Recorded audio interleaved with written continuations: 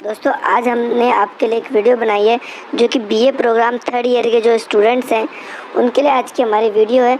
ख़ास तौर पे ऐसे स्टूडेंट्स जो कि ग्लोबलाइजेशन के एग्ज़ाम की तैयारी कर रहे हैं। हमने आज उनके लिए मोस्ट इम्पॉर्टेंट टॉपिक में से एक टॉपिक को रखा है जो कि आपको एग्ज़ाम में चाहे गर्ल्स या बॉयज़ के पेपर में आपको देखने को 110% श्योर है कि जो आपको मिलेगा। तो दोस्तों बात करते हैं कि आज का हमारा टॉपिक क्या है।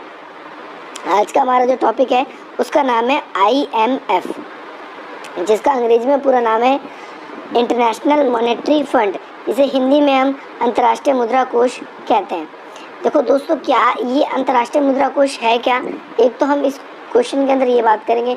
दूसरी बात हम इस वीडियो के अंदर ये करेंगे कि इसके क्या काम है।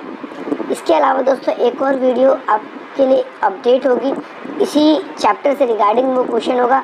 देखिए पेपर में दोस्तों दो क्वेश्चन आता है, एक तो IMF क्या है, उसके क्या कार्य हैं। दूसरी बात एक क्वेश्चन और बनता है कि IMF क्या है और उसकी जो संरचना है उसके बारे में आपसे क्वेश्चन पूछता है।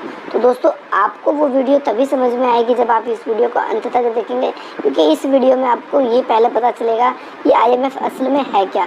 इसके बाद आपको पता चलेगा कि IMF की जो संरचना है वो किस प्रकार से है, किस प्रकार से नहीं। तो दोस्तों वीडियो शुरू करते हैं। हम अपनी वीडियो क्या है, देखिए दोस्तों IMF जो है इसकी स्थापना 22 जुलाई 1944 को हुई थी और इसकी स्थापना करने के पीछे एक बड़ा उद्देश्य ये था कि ये दूसरे विश्व युद्ध जब उस समय चल रहा था तो ये लगभग दूसरे विश्व युद्ध के टाइम पे ही ब्रिटेन वुड्स प्रणाली के तहत इसका स्थापना किया गया था। हमने पुराने वीडियोस में इसके बारे में बहुत बारी बात करी है दोस्तों, इसलिए मैं इस वीडियो में आपको थोड़ा नहीं बता रहा, क्योंकि आप पहले जाइए, आप ब्रिटेन वुड्स प्रणाली पढ़िए, तब आप आइए और IMF के बारे में पढ़िए। तो दोस्तों जैसा कि हम जानते हैं कि दूसरे विश्व युद्ध के कारण जो विश्व की जो व्यापारिक व्यवस्था थी या विश्व की जो अर्थव्यवस्था थी वो पूरी तरीके से चौपट हो गई थी। और अर्थव्यवस्था चौपट होने के कारण क्या है कि भैया ज़्यादातर देशों की जो अर्थव्यवस्था है वो कमज़ोर हुई। कमज़ोर होने के कारण क्या है कि एक दूसरे के प्रति जो सहयोग था वो सहयोग ख़त्म हो गया। तो IMF मेनली इसीलिए बना ताकि ये क्या कर सके, ये जो भी इसके सदस्य राष्ट्र बने ये उन देशों का एक तरीके से फ्रेमवर्क यानी मार्गदर्शन जो है उसको तैयार कर सके। मार्गदर्शक का मतलब है कि किस प्रकार से उसको नीतियाँ बनानी चाहिए एक देश को, किस प्रकार की उसको नीति नहीं बनानी चाहिए। साथ ही साथ दोस्तों ताकि वह देश जो कि विश्व में आज आर्थिक मंदी से जूझ रहे हैं, आर्थिक मंदी से जूझने का मतलब ये है आपका कि जिन देशों में आज भी बहुत से आर्थिक रूप से संकट मौजूद है, भुखमरी मौजूद है, बेरोजगारी मौजूद है, तो उन देशों में अर्थव्यवस्था को उनकी जो मुश्किलात है उस अर्थव्यवस्था को उस मुश्किलात से निकालना है। और उसके लिए क्या है कि आर्थिक व्यवस्था जो है उसकी अपने तरीके से उसकी आर्थिक व्यवस्था को तय करना है, ताकि अंतर्राष्ट्रीय स्तर पे जो भी व्यापार से रिगार्डिंग व्यापार से जुड़ा उसको संघर्ष करना पड़ रहा है उस संघर्ष को वो ना करे। दोस्तों जैसा कि आपने जाना कि IMF जो है एक आर्थिक संगठन है और ये क्या करता है कि IMF मेनली इसलिए बनाया ताकि जो फाइनेंशियली है देशों को स्ट्रांग बनाया जा सके। ये क्या करता है, अंतर्राष्ट्रीय स्तर पे जो पैसे से संबंधित अगर किसी देश को कोई समस्या आती है तो उसकी समस्या को ये सुलझाने का काम करता है। तो इसके बहुत सारे काम हैं, हम एक एक करके बात करेंगे। है क्या, जैसा कि मैंने आपको बताया अभी कि IMF मेनली ब्रिटेन वुड्स प्रणाली के तहत बनाया गया। 22 जुलाई 1944 को इसकी स्थापना होती है। किस लिए स्थापना की, ताकि जो देशों में अर्थव्यवस्था है वो दूसरे विश्व युद्ध के कारण जो बेकार हो गई है उस अर्थव्यवस्था को ठीक करना, देशों में जो भी आर्थिक संकट है उसका जो फ्रेमवर्क है यानी जो उसका मार्गदर्शन है उसको पेश करना, ये काम इसका मेनली है। देखो दोस्तों वर्तमान समय में जो IMF है अंतर्राष्ट्रीय मुद्रा कोष, इसके अंदर 185 देश शामिल है और इसके कोई भी देश अगर चाहता है कि मैं इसका सदस्य बन जाऊं तो पहले ऐसे नहीं है कि जाके बैठ गया भैया सदस्य बन गया, ऐसा कुछ नहीं है। इसको क्या करना पड़ता है, पहले वहाँ पर सदस्यता लेने के लिए आवेदन करना पड़ता है। आवेदन करने के बाद क्या होगा कि जो देश इसके पहले मौजूद हैं या फिर जो इसका गवर्नर होता है वो इस बात की चेक करता है इसको कि वो देश इसमें शामिल होने लायक है या नहीं है। इसके बाद उसको अनुमति मिलती है। वर्तमान समय में 2600 से भी अधिक कर्मचारी इसके अंदर काम कर रहे हैं और जो 2600 से ज़्यादा कर्मचारी इसमें काम करते हैं उसमें से 50% तो ऐसे लोग इसमें काम करते हैं जिनको इकोनॉमिक से जुड़े हुए, अर्थव्यवस्था से जुड़े हुए, जिन्हें अच्छी खासी नॉलेज है या जिनमें वो विशेषज्ञ हैं। तो और बात सबसे दोस्तों बड़ी, जो IMF है इसका जो मुख्यालय है, यानी जो इसका मेन ऑफिस है, वो बोर्ड ऑफ गवर्नर जहाँ बैठता है इसका, वो वाशिंगटन DC में। अभी वाशिंगटन DC क्या है, ये अमेरिका में। इसके सम्मेलन होते हैं जिसमें ये अपने काम को करता है। वो सम्मेलन क्या होते हैं, 2 दिनों तक चलते हैं।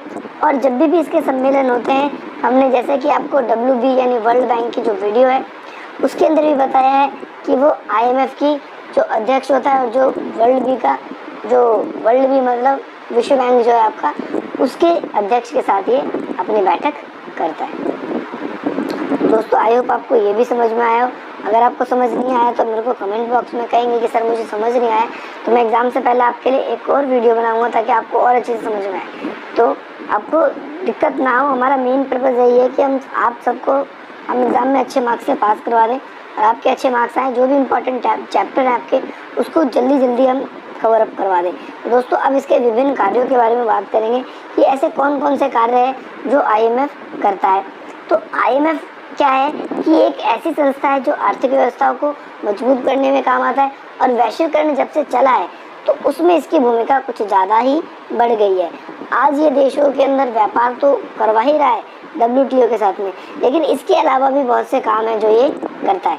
सबसे पहला काम क्या करता है कि IMF में जो भी देश सदस्य है वो उसकी सरकार को या उस देश का जैसे केंद्रीय बैंक होता है, जैसे भारत सरकार है इस समय, और भारत का जो केंद्रीय बैंक है जिसे हम RBI कहते हैं। तो यहाँ पर क्या देखेगा IMF, हमारे भारत देश का अनुभव देखेगा कि भाई किस तरीके से भी भारत काम करता है तो उसका ज़्यादा विकास होता है, तो अनुभव देखता है और अनुभव के आधार पर क्या करता है कि हमारी जो सरकार होती है उसको नीति निर्माण में सलाह देने का काम करता है, परामर्श देने का काम करता है कि किस प्रकार की वो नीतियाँ बनाए तो उसका आर्थिक विकास पहले की तुलना में बेहतर हो सकता है। तो पहला पॉइंट दोस्तों आई होप आपको समझ में आ गया हो। बात करते हैं हम अपने दूसरे पॉइंट के बारे में कि दूसरा पॉइंट क्या है। दूसरा पॉइंट आपका यही है कि IMF क्या करता है, जो भी इसके सदस्य देश हैं ये अपने सदस्य देशों को व्यापार से जुड़ा हुआ एक तो आंकड़ा और उसका अनुमान देता है कि भाई अगर आप इन आंकड़ों को ध्यान में रखते हैं और इनका प्रयोग करते हैं तो आपकी जो अर्थव्यवस्था है उसमें कहीं ना कहीं क्या होता है कि सुधार आपका होगा। तो दूसरा काम इसका दोस्तों ये है। बात करते हैं तीसरे काम के बारे में। तो दोस्तों ये वही पॉइंट्स हैं, वही पॉइंट्स आपको मैंने अच्छे से समझा रखे हैं जो आपकी बाकायदा SOL की बुक में।